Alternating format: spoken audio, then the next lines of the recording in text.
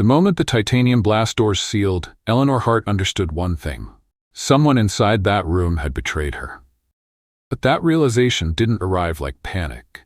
It settled like cold logic. The summit chamber, a circular glass-walled fortress suspended within the Alpine compound, had transformed from the world's most secure negotiation space into a gilded cage, 20 feet above the valley floor, with no windows, no exits, no outside communication.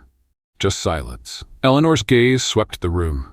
12 people, each carrying their own reputation, their own influence, their own secrets. Heads of state, military generals, global tech CEOs. She knew them all. She trusted none.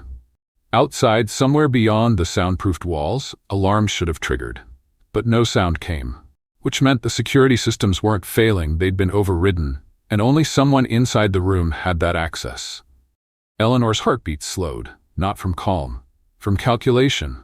She adjusted her stance, slid her heel half an inch backward, hands loose at her sides, posture defensive, yet unreadable. Her mind mapped every potential threat, every possible escape, even as her colleagues devolved into shouting, confusion, and fear. She didn't join them, because Eleanor Hart knew panic was what the traitor wanted, and she wouldn't give him the satisfaction. 23 minutes earlier, the summit had begun like any other. Eleanor Hart, CEO of Zenith Systems, had taken her place at the center of the table, a black glass disc illuminated from beneath, casting faint reflections of the gathered elite. Energy sovereignty, she had opened, voice calm yet absolute. That's why we're here. The other attendees, a dozen leaders of the world's most powerful nations and corporations, had nodded. But Eleanor hadn't paused. I'm not here to debate policy. You all know that. I'm here to tell you what comes next. Outside, wind lashed the mountains. Inside, silence. That's when the lights flickered. It was minor, barely noticeable. Except to Eleanor, because the compound was powered by Zenith Systems technology, her technology, and it didn't flicker, ever. She had glanced down, subtly activating the security interface embedded in her wristband, encrypted signals, system diagnostics. Then she'd seen it. A security breach. Internal. And in that instant, Eleanor Hart knew this wasn't equipment failure. It was sabotage. She had looked up, the blast doors slid shut, and the world's most powerful leaders had no idea they were already prisoners. Now, locked inside the silent summit chamber, the shouting began. Presidents, prime ministers, tech giants, all shouting. Eleanor didn't. Instead, she moved to the central control console. She bypassed primary access codes, then tertiary, denied. She activated biometric override. System access, blocked, impossible. Because there was only one person in the world with the authority to block her. And she was standing in the center of the room. Eleanor Hart stepped back and saw him. Across the glass table, standing perfectly still, Daniel Rice, her vice president of security, her most trusted ally. And in that moment when their eyes met, she understood. The betrayal hadn't come from the shadows. It had been standing beside her all along. And now, she was his hostage. The silence between Eleanor and Daniel Rice lasted less than a second, but inside Eleanor's mind it stretched into an eternity. She recalculated everything, every decision, every data breach over the last 6 months, every unexplained security override, every time she'd felt the faint edge of suspicion but pushed it aside, because Daniel Rice wasn't just her security chief. He had been her friend. That made the betrayal absolute. Daniel's smile wasn't smug. It was surgical. "You were always 2 moves behind me," he said softly, voice lost amid the shouting. Then he drew his sidearm. From under the conference table, Eleanor reacted instantly. She stepped back, calculated her distance, her reach, possible angles, but Daniel wasn't aiming at her. Not yet. Instead, he spoke without raising his voice. "Everyone, sit." The shouting died. 12 world leaders obeyed, because the cold precision in Daniel's voice was more terrifying than the gun itself. Eleanor didn't sit. Not yet. She watched him. Daniel watched her. The others sat in silence, confusion and fear written across their faces. No one understood what was happening. Not yet. But Eleanor understood. This wasn't a hostage situation. It was a takeover. Daniel's eyes flicked to her. Sit. Eleanor didn't move, because compliance wasn't survival. Compliance was death. Daniel's left hand shifted, subtle, a movement too small to be noticed by anyone but Eleanor. It wasn't a command. It was a signal. Who else in the room was with him? Eleanor's mind ran probabilities. 12 people in the room. But how many enemies? She needed time, so she sat, for now. Minutes passed. Inside the summit chamber, the tension became a physical thing. Daniel paced slowly around the table. The gun never wavered. But the true weapon was his control. He didn't shout, he didn't threaten, he explained. "You're here because you were predictable," he said. "You believed security meant safety. That's why Zenith failed. That's why Eleanor failed." His voice was calm, almost instructional. "This summit was never yours, it was mine." Eleanor's fists tightened beneath the table. "Not yet," she told herself. "Not yet."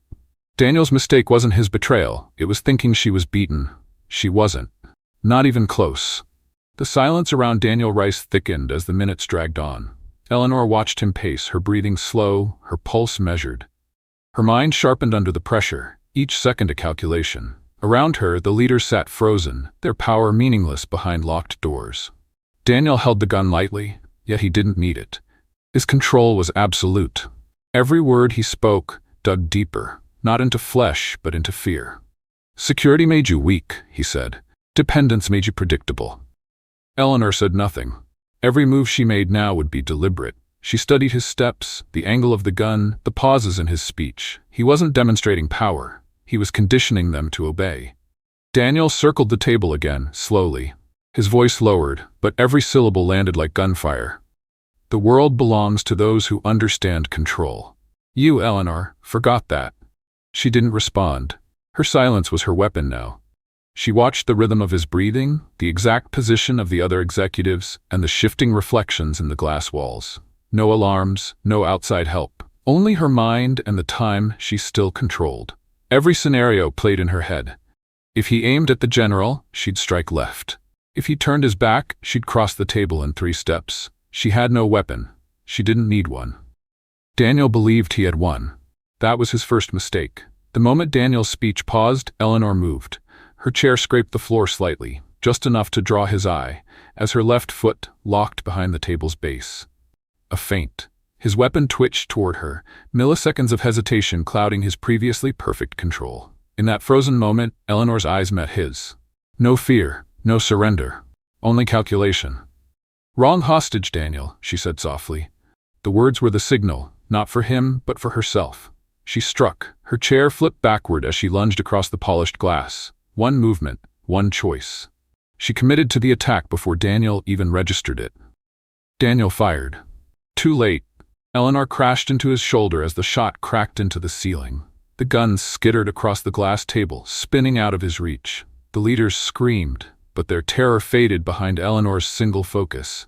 End this. She drove Daniel backward, pinned him against the wall. He fought back, brutally efficient, but she anticipated his every strike.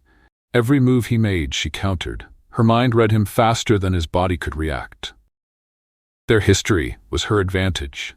She had trained him. Now she used that knowledge to dismantle him. Daniel's elbow caught Eleanor's jaw. Pain bloomed, but she didn't flinch. She pivoted, using his momentum against him, slamming him onto the table with a force that cracked the glass. The gun was meters away now. Neither of them looked at it. They knew this wasn't about the weapon anymore. This was about control. His hand closed around her throat. Her vision narrowed. Her knee struck his ribs. Something cracked. He coughed blood but held on.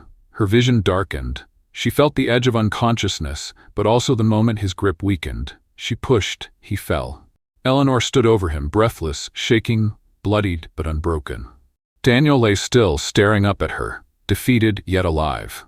Outside, the alarms she'd overridden only minutes before finally roared to life. Reinforcements were coming. She didn't look at the others. Their power meant nothing now. She looked at Daniel. "Security," she whispered, "is understanding what power looks like when it's taken away." He said nothing. She stepped back, her pulse slowing, and when the doors finally unlocked, she walked out first. Outside the summit chamber, chaos reigned. Security teams swarmed, weapons raised, too late to matter. Eleanor didn't stop for them. Her bloodied face told the story they feared to ask. Behind her, the hostages, presidents, CEOs, generals, stumbled free, stunned, broken, irrelevant now. She walked alone through the corridors of power she no longer trusted. In the aftermath, the world searched for answers. The official report named Daniel Rice as the sole conspirator. Eleanor said nothing. The truth was darker. His betrayal was personal. His motivations unknown. And worse, He wasn't working alone.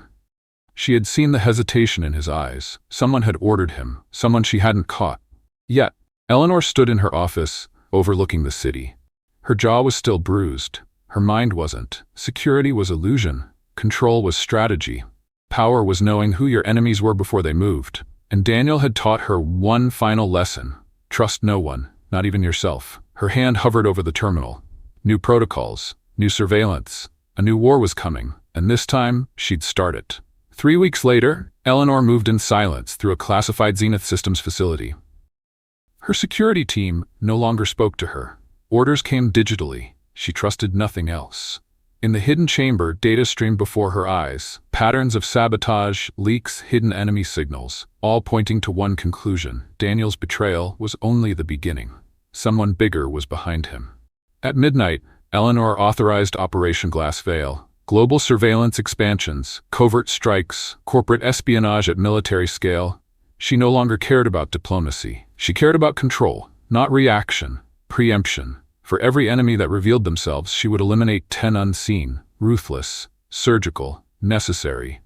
Alone in her office, Eleanor watched the skyline, her empire beneath her. The war had begun. A silent war, fought in shadows, coded transmissions, dead drops, and vanished agents. She no longer feared betrayal. She expected it. And when it came, she would already be watching. The CEO wasn't a victim anymore. She was the threat.